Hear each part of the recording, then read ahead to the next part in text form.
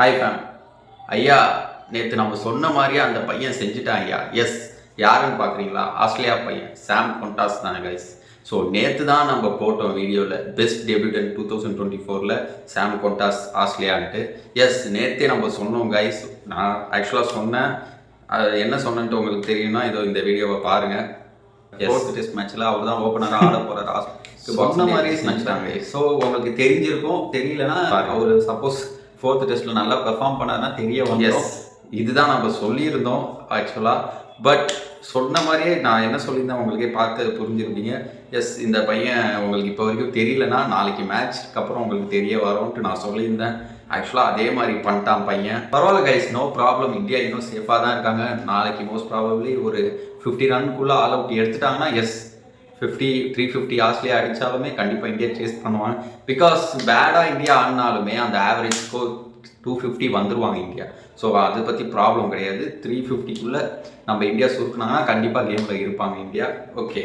So but இந்த சாம் கொண்டாஸ் S செம்ம அடிங்க. பும்ராவே வச்சு செஞ்சுட்டார். எஸ், நம்மளோட கீ பவுலர் யாருன்னு பார்த்தீங்கன்னா பும்ரா தான் ஆக்சுவலாக. பட் அவரே வச்சு செஞ்சுட்டாரு. நான் சொன்ன மாதிரியே ஹிட்டிங் பேட்ஸ்மேன் அவர். எஸ், கரெக்டாக அதுக்கேற்ற மாதிரி தான் ஆடினார். அண்டு ஆல்ரெடி ப்ராக்டிஸ் மேட்ச்சில் 104 அடிச்சிருந்தார். ஸோ எக்ஸ்பெக்ட் பண்ணது தான். பட் அதிரடியாக ஆடுவாருன்ட்டு நானே எதிர்பார்க்கல. கண்டிப்பாக பெரிய சர்ப்ரைஸ் தான். பும்ரா பாலை அட்டாக் பண்ணுறதுன்றது ரொம்ப ரொம்ப கஷ்டம், அதுவும் டெபியூட்டில். ஸோ நார்மல் நம்ம ஓகே நம்ம மார்னஸ் இல்லை அது மாதிரி வேறு யாரு கவாஜா அது மாதிரி அட்டாக் பண்ணியிருந்தா கூட பரவாயில்ல. டெபியூட்டன் இப்படி அட்டாக் பண்ணுறதுன்றது ரொம்ப கஷ்டம் கைஸ். அது வேறு லெவல் கான்ஃபிடென்ட் இருந்தால் மட்டுமே இப்படி பண்ணியிருக்க முடியும்.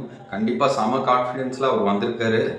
ஓகே, தென் அதே இதுதான் அவர் கூட ஒரு ஃபைட் விராட் கோலிக்கும் அவருக்கும் நடந்தது. எஸ், ஒரு ஃபேஸ் ஆஃப் நடந்து. என்னை பொறுத்த வரைக்கும் அதுதான் இப்போ அவுட் ஆஃப் த டாபிக் போய்கிட்டு இருக்கு.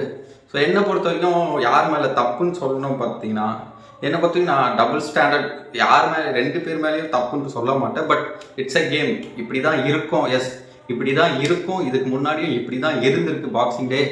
ஸோ நம்ம இந்தியன் டீம் நீங்கள் சொல்கிறீங்க விராட் கோலின்ட்டு, நம்ம இந்தியன் டீமில் ஒருத்தர் தாங்க இருக்காங்க இது மாதிரி பண்ணுறது.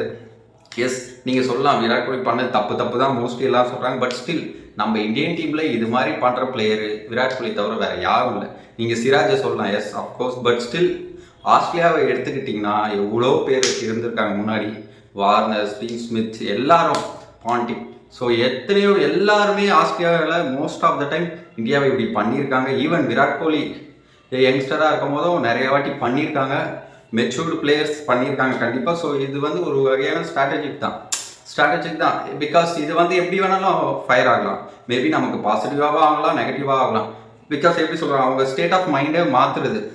இப்போ இது மாதிரி ஒரு இதாகும்போது அவங்க வந்து மேபி இல்லை நம்ம ஜெயிக்கணும்ன்ட்டு ஒரு ரொம்ப பாசிட்டிவாகவும் ஆட வாய்ப்பு இருக்குது. இல்லை கான்சன்ட்ரேஷன் மிஸ் பண்ணி விக்கெட் விடவும் வாய்ப்பு இருக்குது.